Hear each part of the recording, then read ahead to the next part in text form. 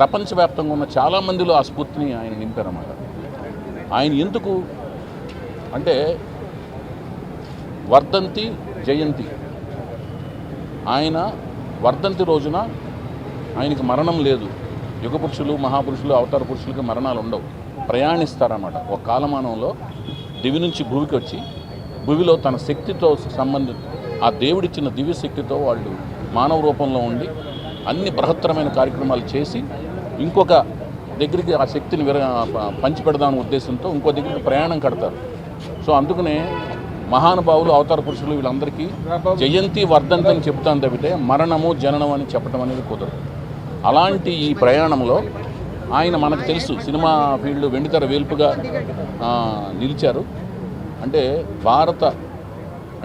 భారతదేశానికి, మన జన్మభూమికి, మన కర్మభూమికి ఏవైతే ఆయువు పట్టుగా ప్రాణాల నుంచి మన తరతరాలుగా మనకు కొనసాగుతున్న ఒక సంప్రదాయం సంస్కృతి ఉందో, హైందవ సంప్రదాయాలు సంస్కృతికి ప్రతీకలుగా నిలిచిన రామాయణ భారత భాగవతాల్లోని అన్ని ముఖ్యమైన పాత్రలకు ఆయన వెండితెర మీద సజీవ రూపకల్పన చేసి వెండితెర వేల్పుగా మన కళ్ళ ముందు కదిలాడారు.